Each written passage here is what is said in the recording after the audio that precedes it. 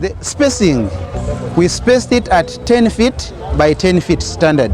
Do standard holes, 3 feet wide, 2 feet deep. From there, plant the bananas with manure.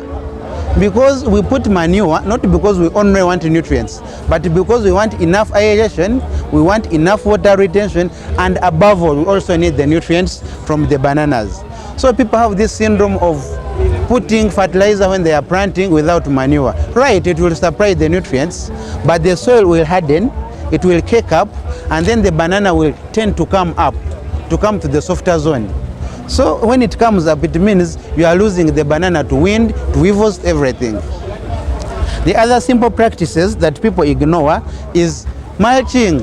When you don't mulch a banana plantation, it would mean that actually you put that you will always have to put a handhole in the garden to weed, to remove everything. But then when you put a hole, it means you are cutting the roots. You are at a risk of bacterial wilt. You are cutting the roots that are supposed to be feeding the plant, and above all, you're losing water. So I want it to be emphasized. But when you're mulching, make sure that you leave, you see this space from here to here. We emphasize a clean spell of 2 feet. And the reason is we don't want the weevils to infest here. We do not want the roots to go back here. So we leave this. It is a standard. And then we ensure forking. Naturally, all plants that need a lot of water have wide leaves. The banana, on addition, even has a gutter to collect the water down the plant. But Vambe, the poor farmer, will let his water collected by the plant run off because they don't fork on the sides to raise the soil and to make sure that when the water comes, it actually goes down instead of flooding or running off. And then the other point of emphasis is that when you're going to mulch, please fork the soil so that you don't have the roots coming in the mulch, and when the dry season they dry. So fork in that the water goes in and the roots go under.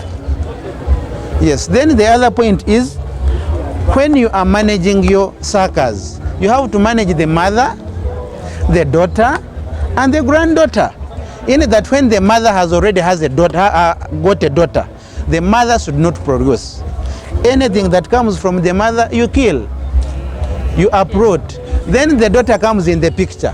When the daughter produces, then it doesn't produce again. The granddaughter is supposed to be now the production end. The reason is the moment this mother produces a daughter at the late age when he's fruiting, he will divert attention from the fruit to the daughter.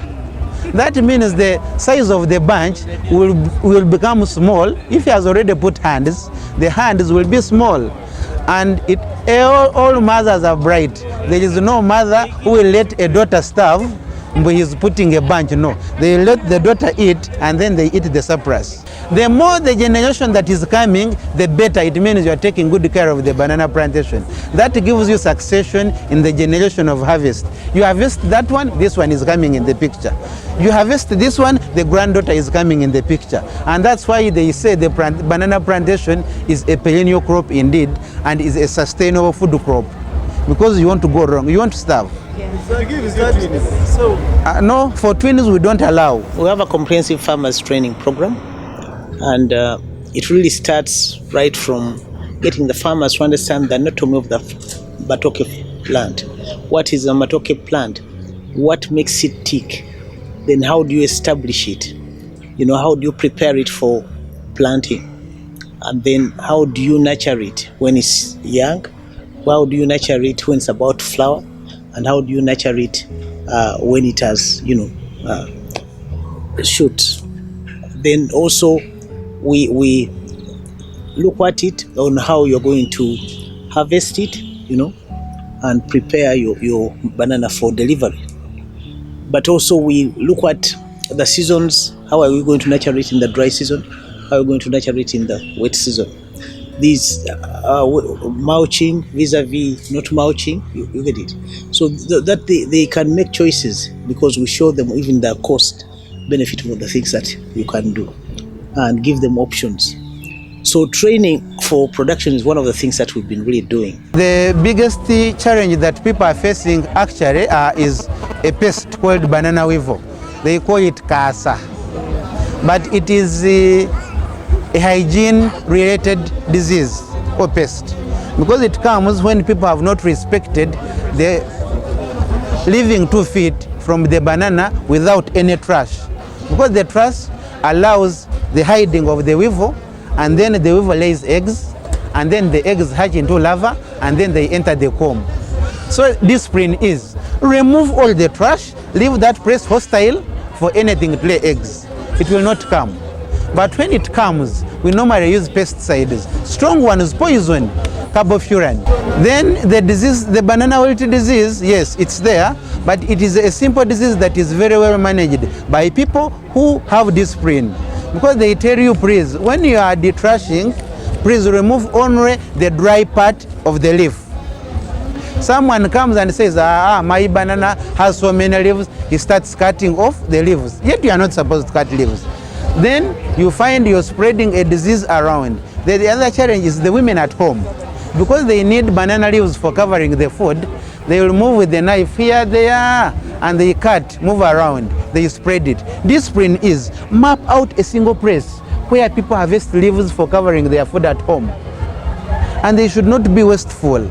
Then the other thing is, since you know that it only can move from sap, a live material, sap you cut here, you cut there, and you move sap from here to another plant, you get the what? The wilt. Please make sure you don't cut. The other discipline is, when you cut an infected plant, disinfect the tool. They can say use jig, but I won't tell you to use jig. Use fire. Because if you bought fake jig, you would lose a plantation. But if you use the fire, you'll be sure that I've used the fire and I've killed the what? The pathogen. So you'll be safe. Don't take chances. It's a banana plantation. It's food for the family. Then manure we can always improvise. You buy small manure, you can top it up with inorganic, so that you do a combination of organic, inorganic. At least you get enough manure to change the soil structure and enough nutrients from the other inorganic source. Though, I wouldn't advise you to go inorganic without the organic source, because you'll have your inorganic source leaching and you not benefit from it, because the crop is here for so many months and the fertilizer can leach in 2 months. So the advice would be, do integration, inorganic, organic, so that the organic holds the inorganic and it at least stays for a year or 2. It can be pig celery, it can be biogas, biodigester celery, it can be goat's manure, it can be cow dung, it can any. But at least put something that will change the structure and increase aeration. And if you can have a variety that is resistant to drought, and the proven variety is Nabusa, what the Wanyankore call Enyeru, Nachitembe, Mbwazirime. You see, these are the Nganda varieties. Those ones have proven to be working better. Here, we have harvested a second Nachitembe. We have harvested only one Mpologoma, the big bunch. And we do not have a second one coming. Meaning I've eaten twice before I see the second one on Mpologoma. So most people, and then Nabusa, those ones that are hardy. Most people here are excited with Chisanza and Mpologoma. But to me, I know the results, because the plantation we have in Bushenyi shows us that Enyeru has the smallest weight, but the most number of harvests. And so it gives us an average of 53 tons per hectare, when others can do 30, 40.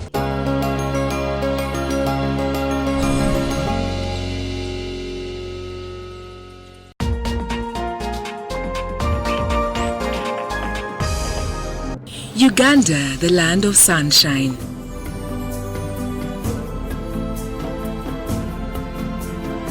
Breathtaking, stunning sights, incredibly extensive large greenery.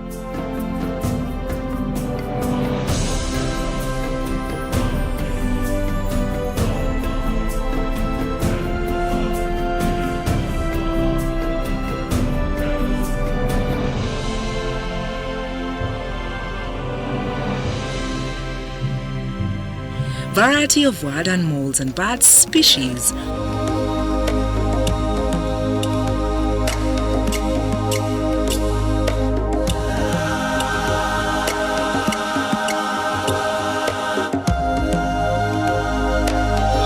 wide range of luxury holiday facilities. Diverse, rich culture.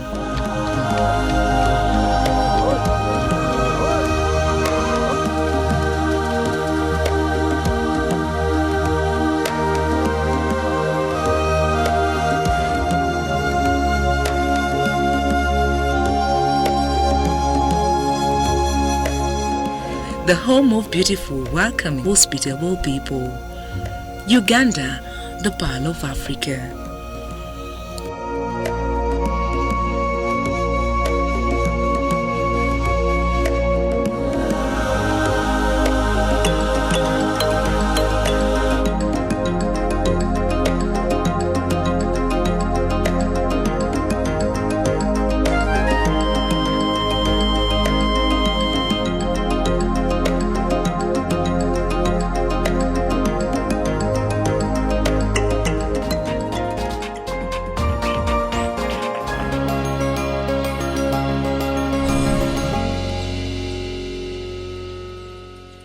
From here, bananas in all shapes and sizes make their way to markets across Uganda. But for all the value they have as a stable diet, they are not as lucrative a cash crop as they should be. That you have to sell your bananas at a very low price, and therefore as a farmer you are making some losses there. Secondly, that without value addition the bananas will be in much saturation and then they start rotting because you can't keep them. They will rot, they will expire, if I can use that word. But when you add value, you extend the shelf life. We've started the production. We now have substantial volumes of banana flour coming out. So we are talking to millers of wheat, and the first bird will take it to see if we can package banana flour, in that way. But also we are planning going down the lane to train some of our bakers who have got substantial volume to learn how to use this flour into the bakeries. Train the farmers into value addition. And in value addition, we're going to train them, as I told you, in terms of making this raw banana flour, peeling and drying. You get it? But also we're going to train them into making the fruit. If the banana gets too ripe and you cannot get it to market, you can also make a new product. And as I said, we are establishing market for both of these for export, so that the farmer doesn't make loss. So this will be that mainstream, but also we intend to train our communities into bakery, because we know that malnutrition stores most of the banana cropping systems. The reason being that Matooke does not lend itself to making an easy snack, you get it, because they don't make menvu. So if the child cannot eat menvu from Matooke, then apart from cooking, you cannot give anything. So we want to teach them so that they can be able to do their own bakeries and be able to nurture the families better. So these are the three mainstream in terms of the value addition that we're going to train them. Then we're going to train them in business skills, because some of them, especially the bakers, we're looking at the bakers, we want our bakers to be competitive. Of course, we know the flour is slightly more expensive than the wheat flour, so we want to teach them on how they can make money all the same using a banana flour. We have two types. We have raw and instant. Instant is used for food, porridge, and we also have raw toke flour, which is used for baking. We bake, we get biscuits, cakes. We also make chapati out of this, bread. Several things can be got from this. Then another thing, like when you are going abroad, you can't take a whole bunch in the plane, but it is easier for you to eat Matooke abroad when it's packed.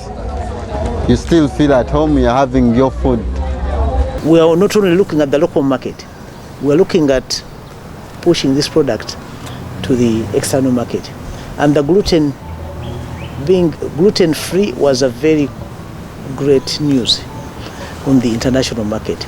Also, we looked at the starch properties of the Matooke, and we found that it has what we call the resistant starch.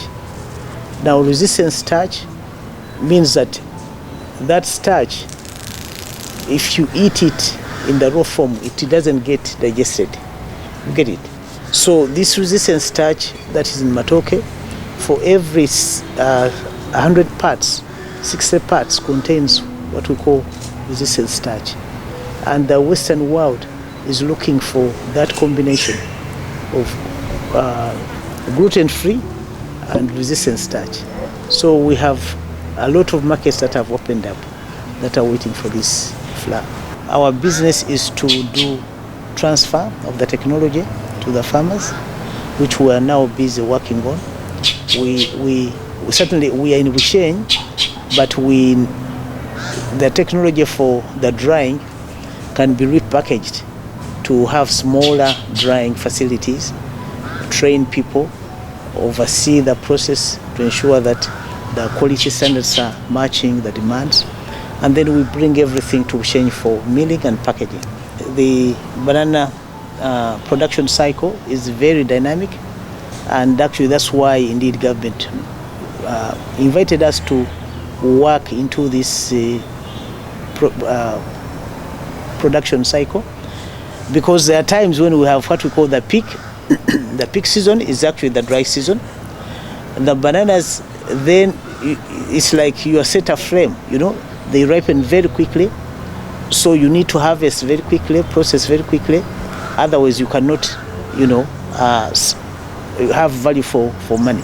And this is the most distressful time for the farmers, because at that point the bananas, the price really goes almost zero, because the middlemen know that if they deal dally, the farmer will give the banana for anything.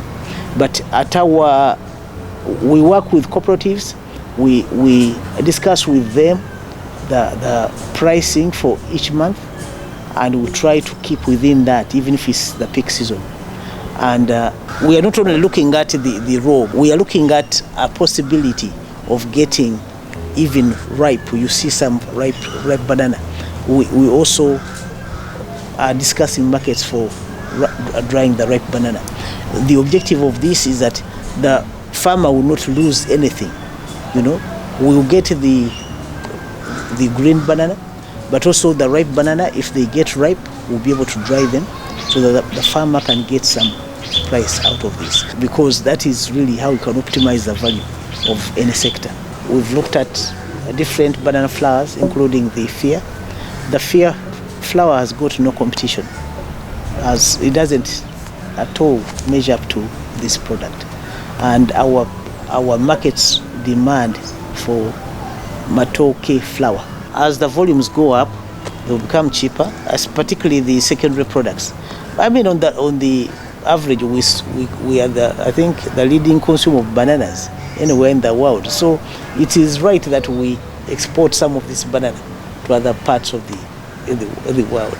I think I've said it more than once, that one of the reasons I really felt I needed to do my PhD on bananas, on Matooke, because there were no books about Matooke, and I wanted to be sure, is Matooke not toxic for us? You get it?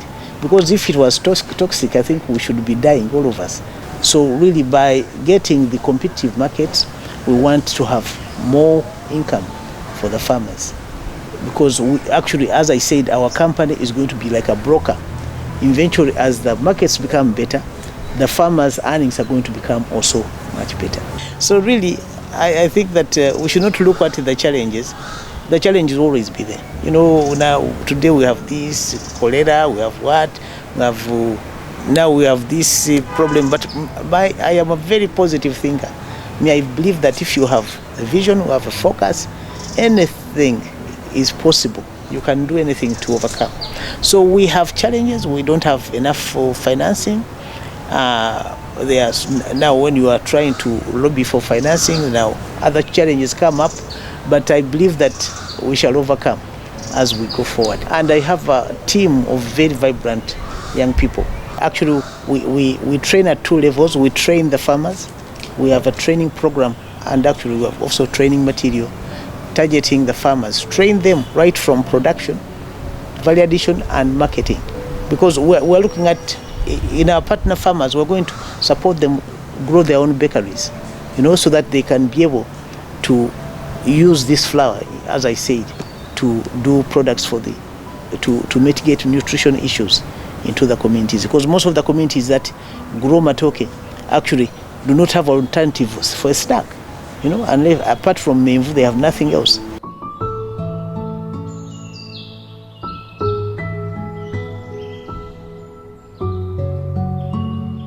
From now in this Uganda, if someone has plantation, you can earn money as you can.